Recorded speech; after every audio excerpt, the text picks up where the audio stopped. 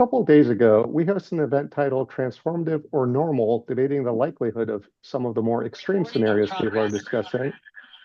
And my colleague David Robusto recently published a report titled The Technologist Economist Disconnect, analyzing some of the differences between how many economists and technologists think about this issue. I recommend you check out both. Today, we are hosting the event AI's Workforce Crossroads, and are fortunate to feature three leading experts on AI in the workforce. Let me introduce them right now. First, we have Eric Brynjolfsson, who is the director of the Stanford Digital Economy Lab and one of the most influential economists focused on AI today. Next, we have Crystal Wise. She is the Innovation Policy and Program Manager at the AFL-CIO Tech Institute and a key voice shaping how the labor movement is thinking about AI. And finally, we have Brent Orell. He is a senior fellow at the American Enterprise Institute and a former Labor Department official that has a real insider's understanding of workforce policy. Our panel today will be 30 minutes of moderated discussion followed by an audience Q&A. You can ask questions via Zoom using the Q&A function or by tweeting at us. Eric is at the airport right now, so you might have to jump off a little early, but I think you'll be able to stay for the full event. So just want to give a heads up to everyone if Eric randomly disappears. So with that, I just want to thank all the panelists. And let's open with a question for you, Brent. Brent, you have written a lot about different forecasts economists have been making about AI. And I really enjoyed your writing, and I want you to sort of tell our audience what you see in these forecasts and some of the limitations with these forecasts. Yeah, since I'm not an economist, I bring a different lens to the forecasting business. And what has struck me, and we published a report on this last year. If anybody's interested, you can find it on our website. It's called The Age of Uncertainty. What that report did was look back about 10 or 15 years at all of the forecasts around AI, what they had said in terms of both job impacts and skill impacts. And on the job side, what we saw is just this incredibly wide variation depending on who was doing the estimate in terms of the impact on jobs. And it was kind of a choose your own adventure scenario of, some people had very severe impacts with lots of disemployment. Others had, no, we're going to have jobs, so many jobs created by AI that this isn't going to be that big of an issue. I would say, and I'm sure that Eric has thoughts on this too, but I would say that has started to get a little bit better. I think we have seen the estimates start to narrow a little bit, the variation in them anyway. I also think that skills are becoming a bit clearer, not because our information about actual skill impacts is getting better, but sort of the contours of how this technology is rolling out into the economy is giving us some clues about where the leading edge impacts are going to be. I think from my standpoint, routine knowledge economy jobs look ripe for transition. I think we can already see it in the coding world, where we have, we've seen a sharp drop off in hiring of entry-level coders because Copilot platforms have taken over a lot of that work. I think the other big trend that I see is, and this is something that people have been talking about, David Deming at Harvard and others have been talking about for decades, not decades, but for a decade, is the rising premium on non-cognitive skills in an AI-infused environment, which is a little counterintuitive. That as the technology gets better, our human characteristics become more important. Brent, can you define non-cognitive skills for the audience? How do you define it? We also call them soft skills, durable skills. Those range of characteristics and behaviors that we have that facilitate both doing the work and learning new tasks. Very, very important, and that the premium on those, I think, will continue to go up. And then finally, what I would say is I think there's going to be a general move from jobs in which people are doing technical tasks to jobs in which they are supervising algorithms that do the technical tasks and figuring out how to leverage the product. That entails a significant amount of learning and reskilling, I think, on it within the knowledge economy workforce. Great. Thank you, Brent. And I want to recommend to everyone Brent's report. It was The Age of Uncertainty. Was that the name? Yeah, I've read it and always go back to reference it. It's a great piece. Eric, I want to bring you in, and you're an economist, but I actually want you to sort of, someone who sits at Stanford University, Silicon Valley, talk about some of the various projections we see from the non-economists, specifically the technologists, which, they've had different forecasts ranging from AI being a normal technology to extremely powerful AI that has a severe impact on labor markets as early as 2027.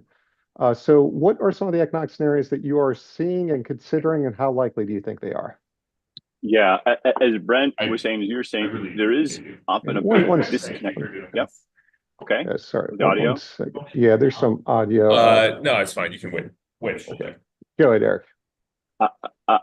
There is a big disconnect between what I hear from the technologists, especially in the Bay Area, and when I go to Washington or New York, or really almost anywhere else in the world, where people are not as optimistic about the timelines, about the technological capabilities.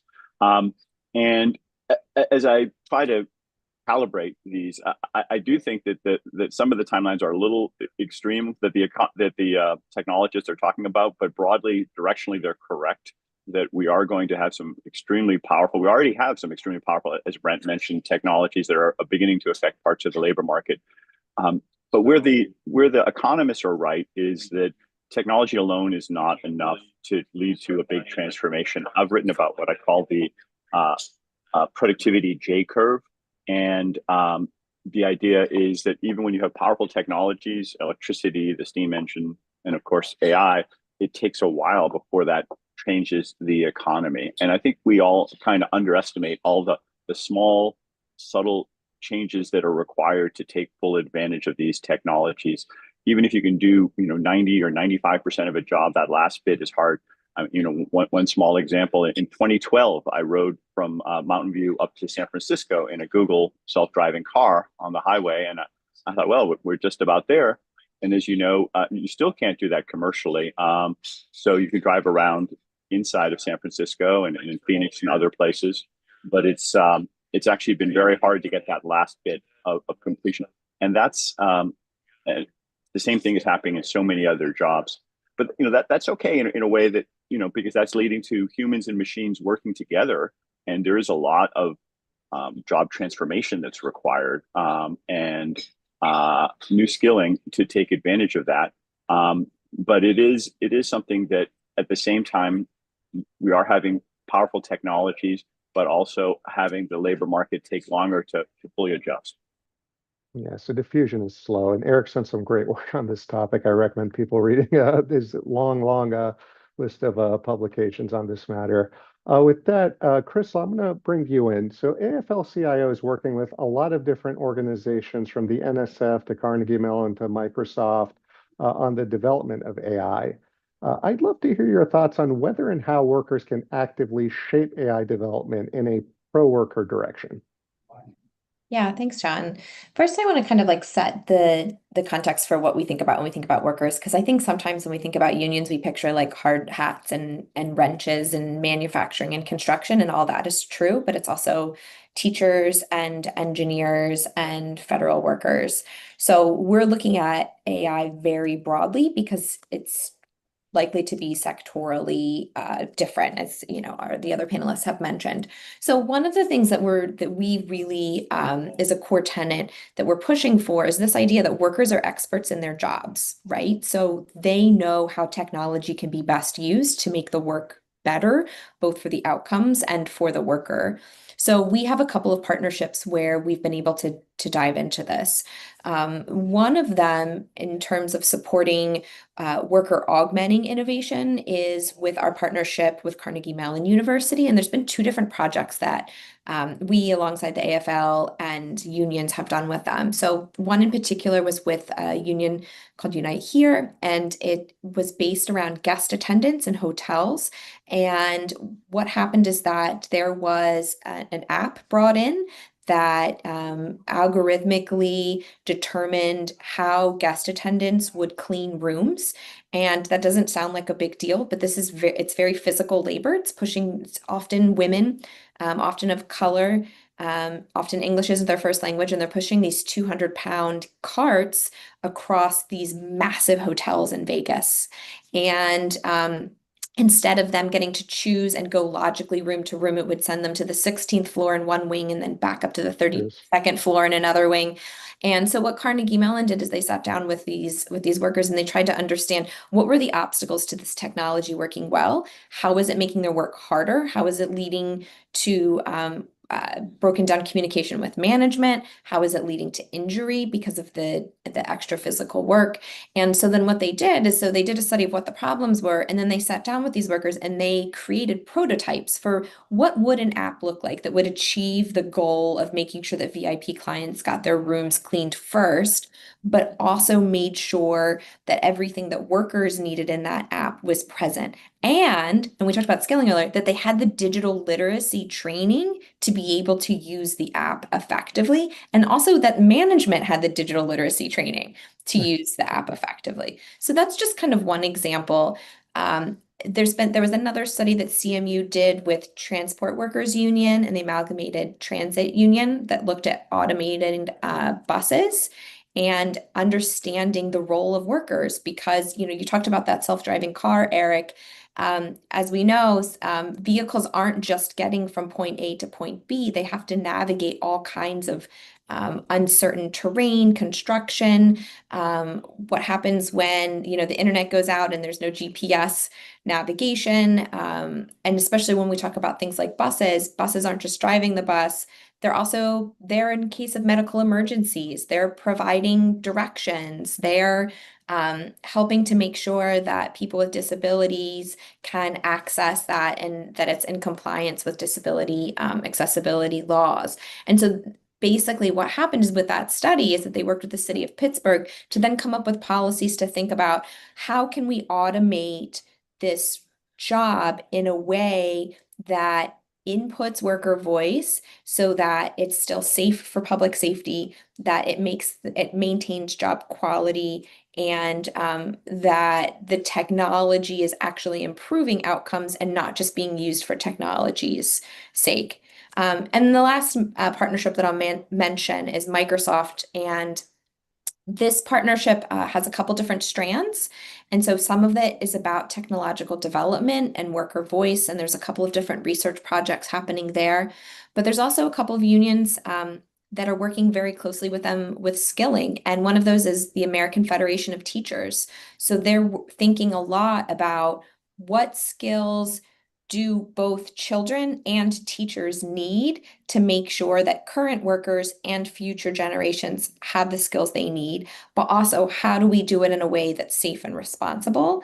And because it's very much a back and forth exchange, Microsoft is also taking into consideration, well, what do teachers need and how can technology, help make their jobs better so they can do the parts that only a human can do, while lifting maybe some of the administrative burden and other things that they would find helpful. So we're really optimistic that if we can scale these opportunities to implement worker voice in the development and implementation of technology, that essentially this transition can benefit everyone more broadly and not just, folks on the West Coast that are developing and engineering this, but the end users as well.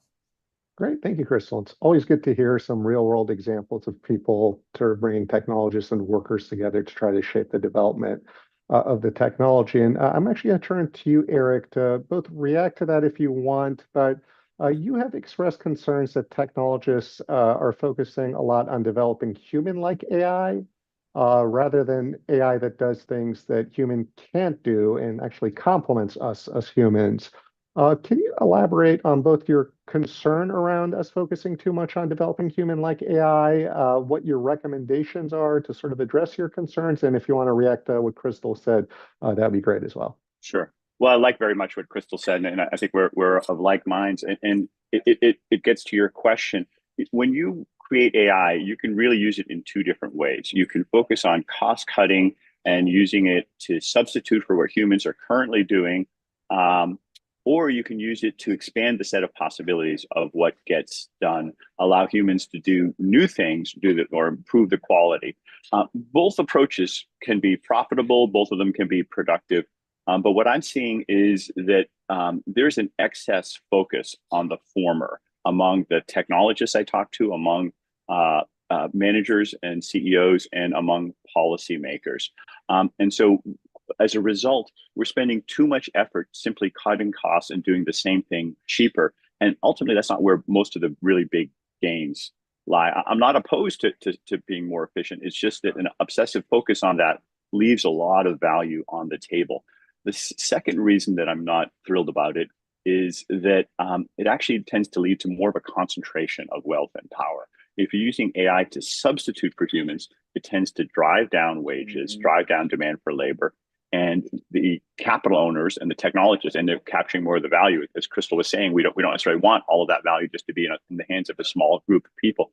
If you use AI to augment what people can do, then it tends to enhance the role of workers and laborers, and that tends to be more widely shared, widely distributed. The incentives are screwed up for three reasons. When I talk to technologists, a lot of them are obsessed either implicitly or explicitly with the idea of the Turing test. And most of you probably know that that's this idea that the definition of AI is to make it so similar to humans that you can't tell which is which. It's based on the imitation game. And it's an iconic test that Alan Turing came up with in 1950. Very evocative, but I think it's exactly the wrong direction to simply mimic what humans are doing. As I said, it's in a way, not to insult my fellow humans, it's too low a ceiling. We should do much more than just what we can do. It would have been pretty lame if Henry Ford had said, hey, we're going to make a vehicle that can walk as fast as a human. We also see that managers are a little too focused on simply cost cutting. It's an easy win. It's something they can identify. Identifying new opportunities is much harder, but ultimately creates more value. If Jeff Bezos had looked at bookstores in 1995 and simply said, hey, how can I take the costs out? I'll put a robot where the cashier is and leave everything else the same. Maybe that would have been okay, but you can see that would have left most of the gains unrealized. And that's the way a lot of people are approaching AI right now. They're just saying, hey, how can we swap out this person for some cheaper technology? And finally, you guys are we're a policy institute at ARI. If you look at the tax code, it actually right now is pretty skewed towards favoring capital investments over investments in labor and workers. And I don't see any, good justification for doing that. If we had a more balanced playing field, or better yet, we switched to a tax code like a value-added tax that didn't tax labor as the primary source, that would give better incentives for entrepreneurs to decide where they allocate their technology investments and their innovation. And I think ultimately would be more likely to lead those kind of human-supporting, human-augmenting investments in technology. Great. Thank you, Eric. And Brett, I'm going to bring you in if you want to react to what Crystal or Eric said, or the question I was going to ask you was about sort of government data, what's out there that is tracking AI, either adoption or some metric that you're interested in, if any, and are there any metrics that you think should be collected? So feel free to react to what Crystal and Eric said, and then take the data question if you want. Yeah, I really appreciate comments from both Crystal and Eric. I think that they're dead on in terms of trying to figure out how we can augment better rather than replace. I think that's very difficult because it's not just there are huge financial incentives here for replacement of human labor, right? When AI first broke out 2.5 years ago, all the tech companies, most of them anyway, came forward and said, look, we're not here to destroy jobs. We're here to help you do more, to do better. And that was sort of the marketing mantra. They were marketing to the public, this, don't be afraid, we're not taking your jobs. That message has shifted a lot in the last 2 years because from what I've read in the reporting anyway, the chief financial officers of companies are looking to the financial markets about where can we get savings to satisfy our shareholders and boost our margins.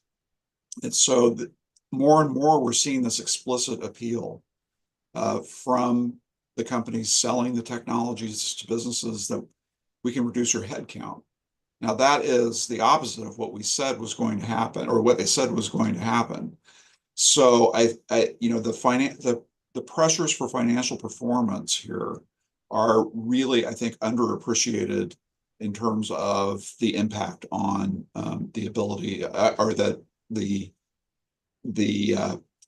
the course that we're getting set on, which is we can save money with this. It's a very competitive market. Everybody's looking for an advantage.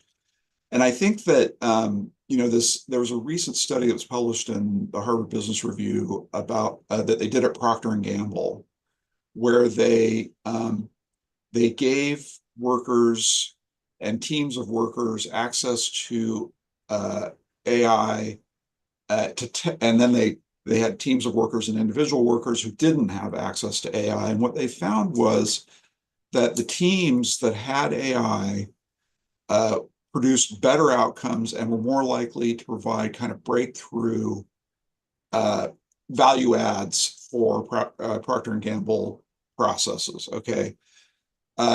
And what was even more interesting about that is that individuals using AI outperformed teams without AI, right? So that gives you a sense for like the power of the technology to boost productivity of people and teams of people, which I think is really the future. And so we have to figure out what can we do to incentivize business to slow down just a little bit and to think about what's the optimal mix of technology and people to improve outcomes for their shareholders and outcomes for workers. And I agree with Eric on the tax code. I'm not sure that we can ever get to, or that we'll ever get to a value-added tax in my lifetime. But I think there are ways to incentivize employers with tax benefits for investing in human capital development that would take the edge off of some of this drive toward automate everything as quickly as you can. Great. Thank you, Brent. For the audience, and Chris, I'm going to go to you next, but for the audience, I just want to let you know to please submit any questions you have using Zoom or tweeting at us. We already have 2 questions in the queue, so I'll probably get to that quickly.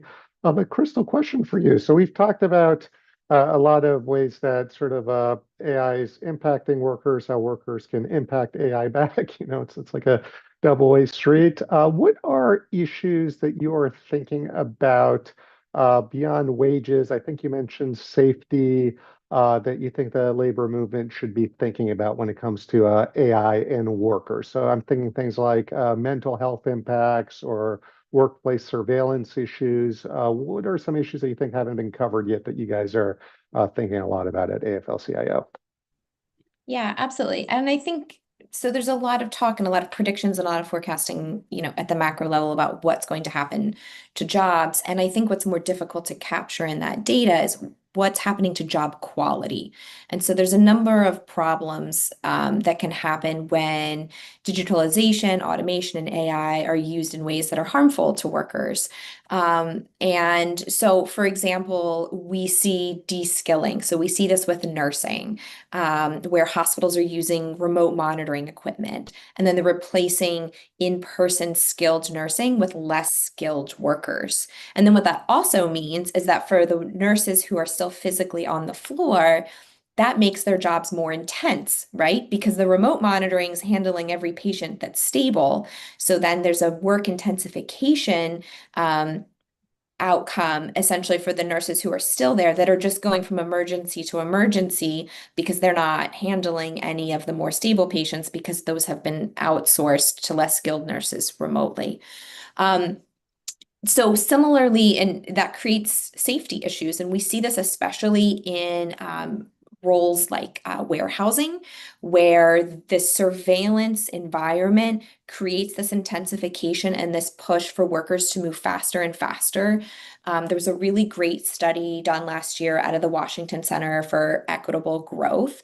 And what it showed is that when there was widespread automated surveillance and monitoring, workers were more likely to be injured. They had higher anxiety. And especially, and I think this is really important, is when the technology was used to discipline and when the technology was used to suppress worker voice. So again, technology is not neutral by any means, but how it's used and the role of worker voice that they have and how it's used really plays a role in the differences that we can see in outcomes for job quality around mental health, around safety, around de-skilling and work intensification. The other thing that I'd like to add, because both of the other panelists have pointed to the incentive structure and the need for the quarterly results for the shareholders, and I think something that gets overlooked a lot is that there's a business case for job quality that gets overlooked because it's like in the short term, if you can just shave a little bit off of overhead. So when you have good jobs, you attract better workers, they stay longer, and then you actually save money and they are more productive if they have higher job quality. And I think that gets overlooked a lot because again, it can be a little bit harder to measure and sometimes it's not like a quarter to quarter metric. But I think that that's something that as a whole we need to be talking more about. Great. Thank you, Crystal. Appreciate that. And job quality is obviously very important. I think all of us who have jobs definitely can appreciate that. So for the audience, again, we're now going to move to the Q&A session. If you have questions, please ask using the Zoom function. So the first question I got, which I'm actually personally very interested in this question myself, what can we forecast or what do you see when it comes to AI's potential impact on entry-level jobs? So we've heard a lot about concerns about people worried about entry-level jobs sort of shrinking. Should we be worried about this if this is the case in terms of social mobility and moving up the career ladder, and what can be done about this? So this question is for anyone who wants to respond. So I got Eric and go ahead. Brent, Eric, good. Should I go? Okay. Well, a couple things. First off, there has been some encouraging news that in many ways this technology has been helping entry-level new workers and lower paid workers. I did a study of a call center, and the biggest gains actually went to the least experienced workers, the newest workers, also the ones who had previously not been doing as well. Essentially, the technology was capturing a lot of the tacit knowledge of the best workers and making it more accessible to others. This technology is actually great at capturing that kind of tacit knowledge. And there have been since then a number of other studies in other places where we have found similar results. So that's encouraging. Not everywhere. There are some places where it goes the other way around. The second thing I'd say is that there are methodologies where you can really identify where the technology is likely to affect in coming years. Typically not looking at the job as a whole, but looking at tasks. So we did a lot of work on what we call the task-based analysis, where you could take every job, it's a bundle of tasks. You can break it down into tens of thousands, or in some of the work we're doing with my company, WorkHelix, hundreds of thousands of very fine-grained tasks. And then you score each of those tasks as to whether or not there's a technology that helps with it. Can it help writing a memo or lifting a box or driving a truck? And when you then multiply that by the wages and the skill requirements, you get a map of what part of your company or what part of your industry or part of the whole economy is likely to be affected. Once you've done that, you then need to think about where do you want to implement it. And I'd say that the flip side of Crystal's comment that job quality can boost productivity is also the other way around too. If companies are smarter about boosting productivity, it's going to give us more resources to boost wages and to solve a lot of the other society's problems. So I'm very optimistic that we can spend a little more time closing that gap between these remarkable capabilities and identifying where there's real business value, real productivity value, using the task-based approach and using what we call the credibility revolution to measure the places where there's a causal effect on that. That's the big challenge, I think, for the coming years, is not simply pushing the technological frontier, but mapping it into better productivity, business value, and overall economic growth. Great. Thank you, Eric. And I do recommend Eric's call center paper. What's the name of the paper, just for the audience? It's called Generative AI at Work. It came out in the Quarterly Journal of Economics about 2 months ago. Yeah, it's a great piece. And with that, Brent, do you want to react as well? Oh, you're muted, Brent.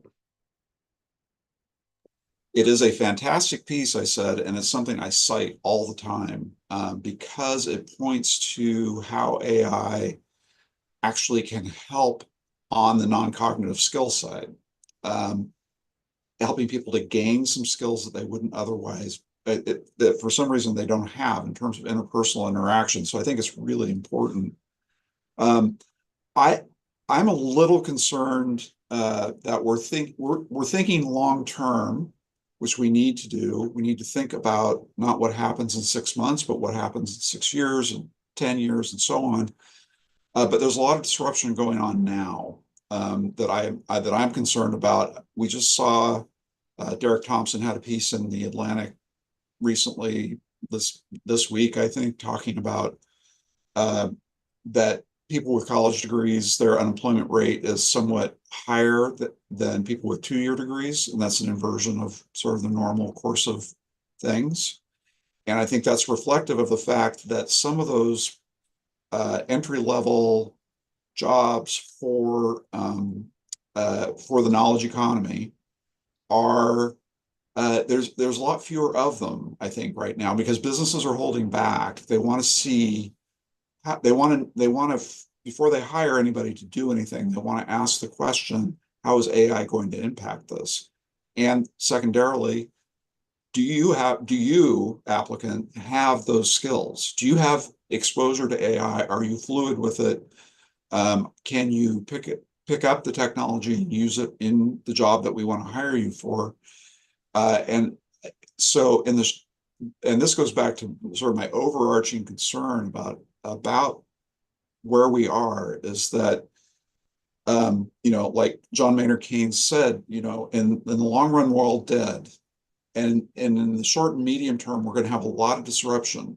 I think we don't know when, we don't know, what the schedule is, but we're going to have a lot of disruption, and we don't really have any policy in place to deal with that. That would be a repeat of the deindustrialization challenge that we faced, where we said, automation is going to do great things, trade is going to do great things, and we're all going to be happier, and we're all going to make more money, and we're all going to ride off into a glorious sunset. Just wait, you'll see it.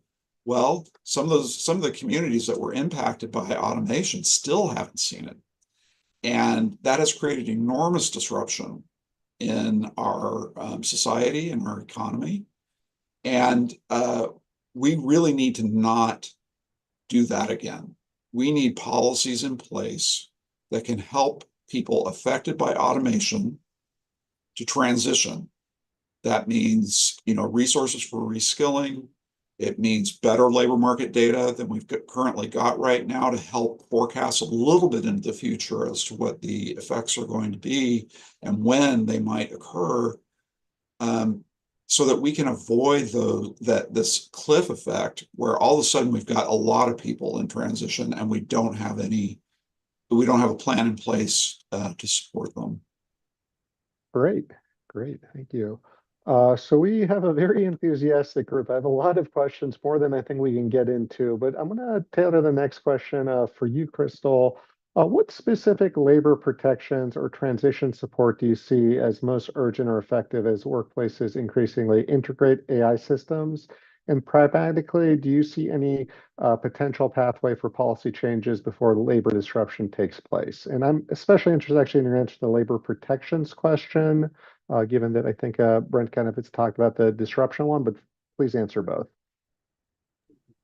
Yeah, so in terms of labor protections, we advocate the kind of like the North Star for us is something similar to the WARN Act. So something that would both support workers if they're affected by some sort of automated digital transition, but also provide training and reskilling.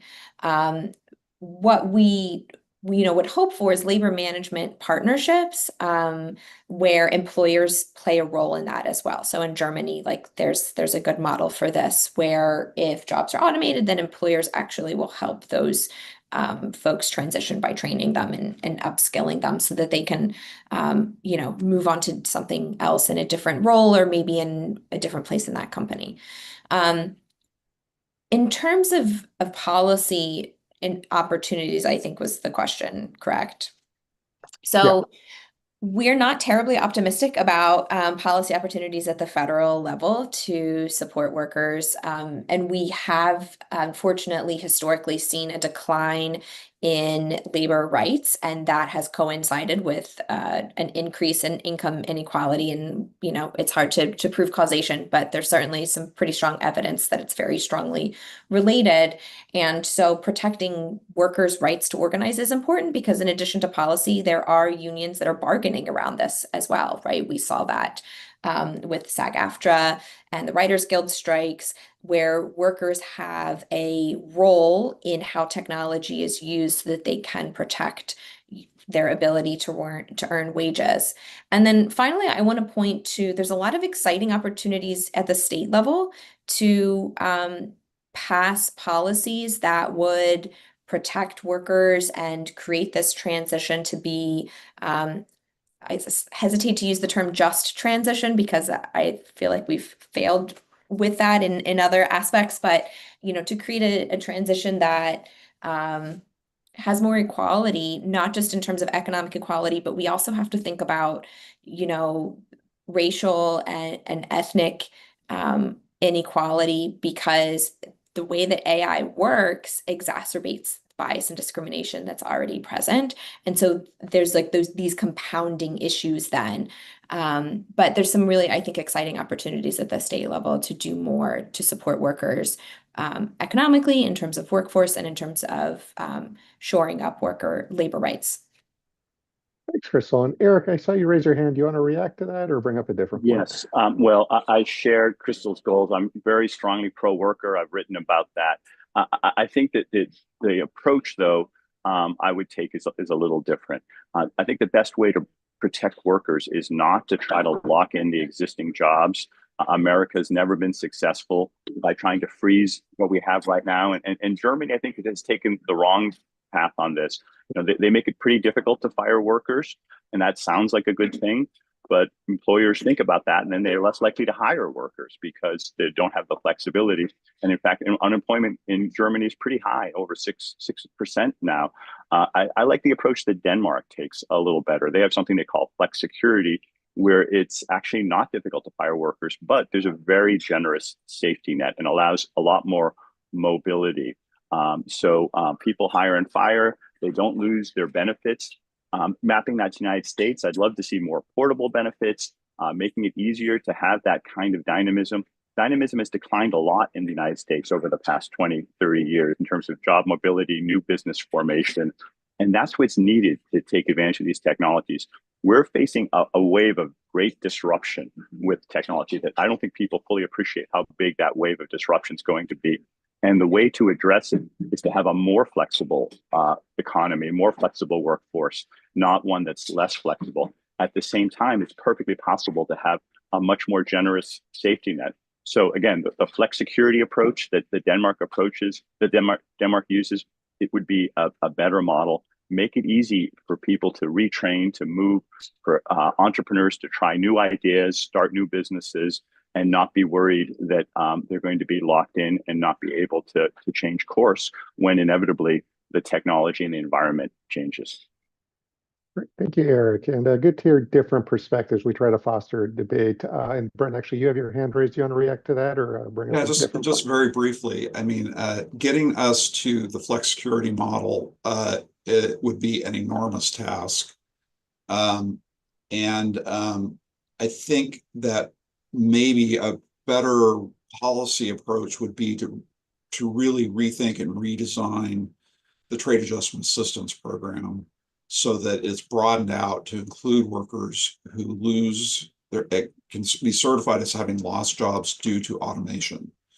Brent, can you explain what the trade adjustment system is? Yes, it was a program dating back to the Kennedy administration that provided kind of these generous or more generous transition benefits in terms of reskilling or relocation or wage insurance to help people who have to take a lower paying job. They don't lose all of the income.